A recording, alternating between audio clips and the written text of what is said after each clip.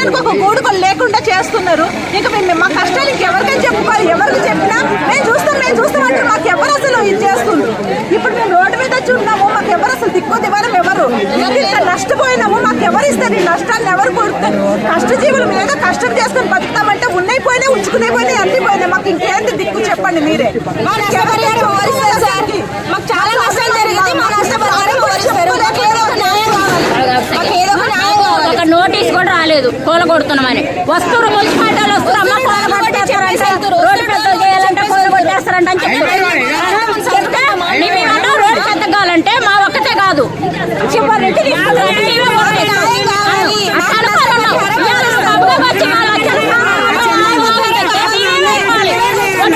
వ్యాపారాలు చేసుకుంటాం. మరి పేద జనం మరి ఇప్పుడు అన్ని నాయకైతే అన్ని కూలగొట్టేదాకైతే మేము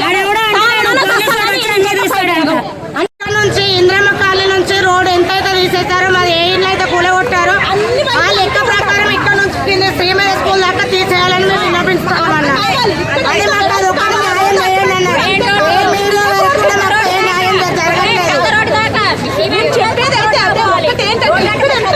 కావాలన్నారు రోడ్డు అటువైపు కూడా అంతే కావాలి. ఇంకొకటి ఇక్కడ కూడా ఒకరికొకరుగా చూడొద్దు, అందరూ ఒక్కటే. మేము అలాగే వాళ్ళ మనసులో మేము కూడా అన్నది ఉంటుంది. మాకు కూడా అర్థమవుతుంది ప్రాబ్లం. కాబట్టి అటువైపు ఎలాగో ఇటువైపు అలాగే ఉండాలి. ఇటు ఎంత వెడల్పు తీసుకుని అటువైపు కూడా అంతే వెడల్పు తీయాలి. ఇటువైపు తీసేసి అటువైపు ఉంచుతామంటే మాత్రం మేము ఒప్పుకోము. మేము పేదవాళ్ళం కదా, మా పేదవాళ్ళు కూడా మేము కూడా మాకు కష్టాలు బాగా ఉంటాయి. మరి పేదవాళ్ళు ముందుకెళ్ళలేదు,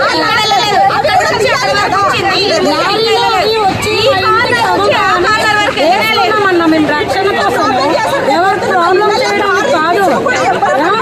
ఇప్పుడు మా ఇంటికి వాళ్ళు వస్తారా? రోడ్డు కింద దాకా తీసుకెళ్ళాలి, శ్రీమయ స్కూల్ దాకా కొట్టేయాలండి. రోడ్డు ఆ రోడ్డు సాల్వ్ అయ్యేదాకా మేము ఏం చేయలేము. మాకు తీసేదంతా సేపు కమిషనర్ సార్ గారు ఇక్కడే ఉన్నారు. పోలీసులు కూడా మమ్మల్ని నీచంగా మాట్లాడుతున్నారు.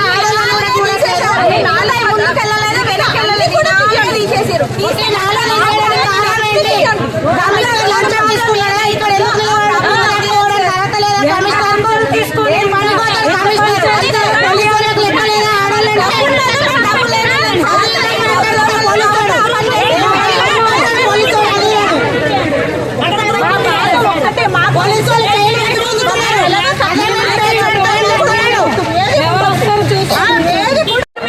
మీకు సంబంధం లేదు, గవర్నమెంట్ ఉందంటే మీరు పోవద్దని వచ్చిందంట. వచ్చినప్పుడు మీరు ఎందుకు వస్తారు మా రోడ్లోకి?